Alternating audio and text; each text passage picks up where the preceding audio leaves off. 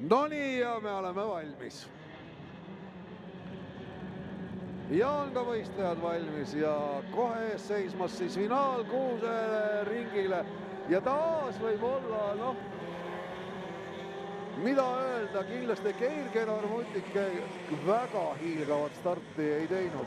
Ja mida siin, ja seal tuleb esimene selline külakohiga sinna kurvi sisse. 3 krosskaarti, Armin Raag, Georg Steve Super ja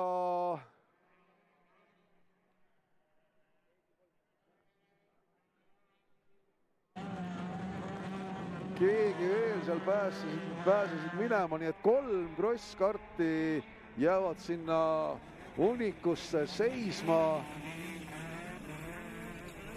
Ja sinna see võistlus jääbki kahjuks 3 sõitjal, nii et siin, kes siis jäid?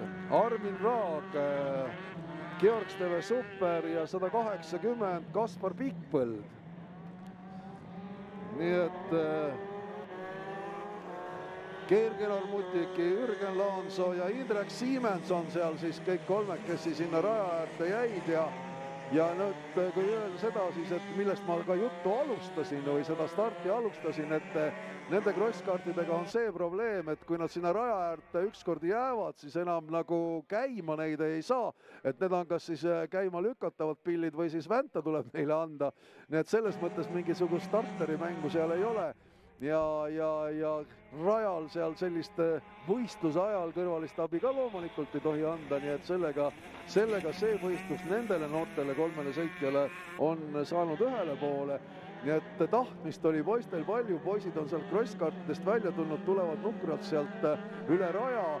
Hetkel, kui siis Armin Raag, liider ja mõlemad siis Georg Steve Super ja Kaspar Pikpõld käivad Jokkeris ära.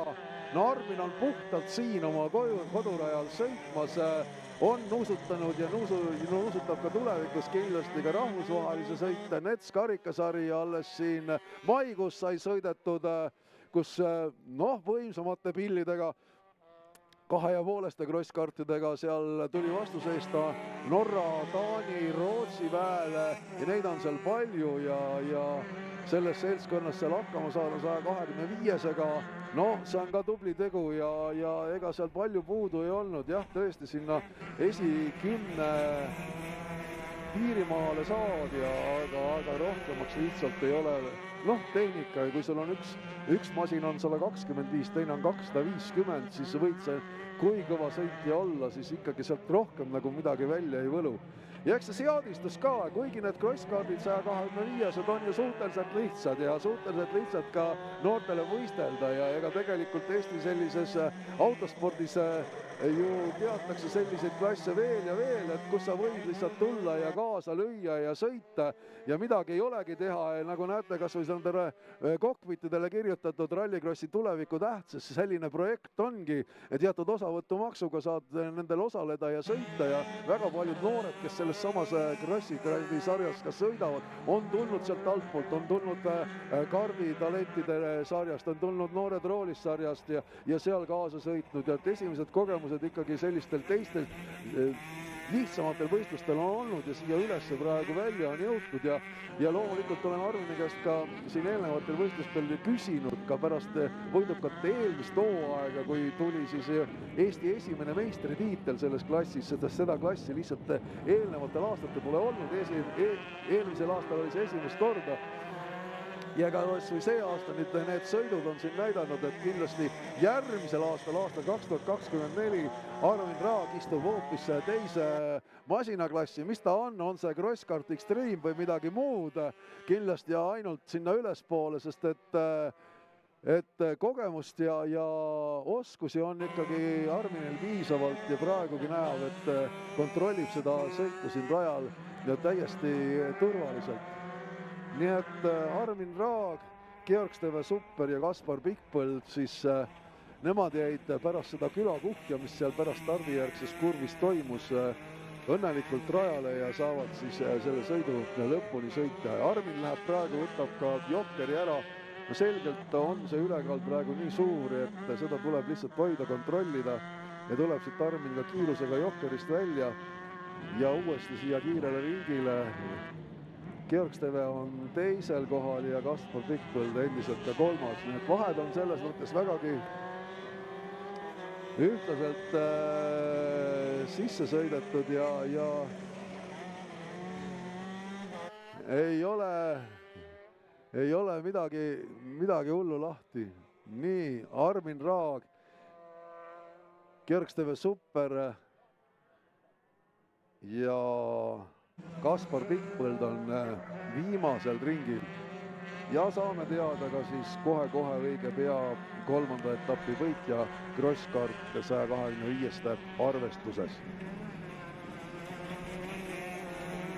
Nii, veel on natuke see Arminil tulla. Võib-olla jah, visuaalselt vaadates rajale, et on Georg-Steve Supper natuke lähemale tulnud, aga ma kaldun arvama, et ega Armin siin väga palju, aga siin see viimane kurv jah, natuke närvikõdi ka ja Armin Raag võidab siin Misso etapi, Georg-Steve Supper Crosskart 125 arvestuses teine ja Kaspar Pikk-Põld noh, võib-olla endalegi ootamatult täna leiab ennast kolmandalt kohalt, aga kolmekesi nad sinna rajale jäid ja selline külakohi siis tekkis siin praegu selle sõidu alguses. Noh, kindlasti noortel sõitjatel on sellest äärmiselt kahju, aga see on kord juba tehnikasport, et tuleb ette, kui keegi kuskil eksib, ei pea sina alati süüdi olema, sa lihtsalt sellesse situatsiooni satud sisse ja pead paratamatult raja äärde jääma. Ja kui sul see masin ka siis ilma kõrvalise abita praegu rohkem ei käivitu, siis ei olegi nagu midagi teha. Nii et võitjakolmik selgega Crosskart 125 arvestuses Armin Raag, Georg-Steve Supper ja Kaspar Pikk-Põld.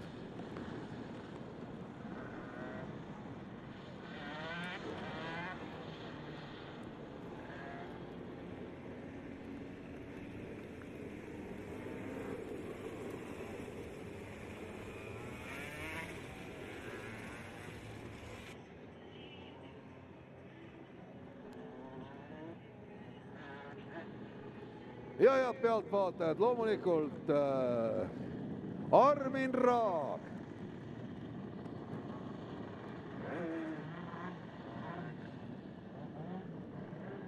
No nüüd kindlasti noortel sõitjatel võimalus ka siin sõõrikuid teha natuke.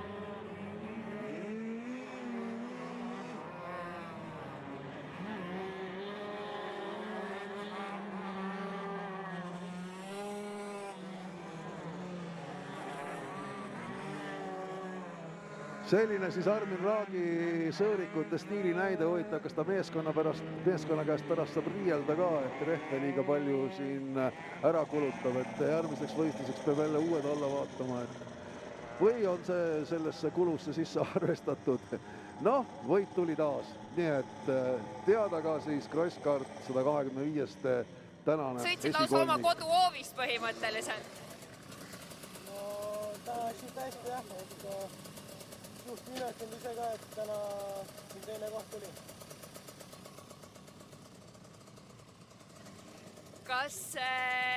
Kas oli võimalik sul Arminile veel ligi saada või pigem tundus, et on natuke täna ikkagi püüdmatu?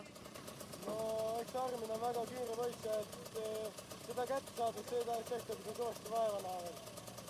Aga kindlasti ükskord see tuleb ära, on ju? Kindlasti.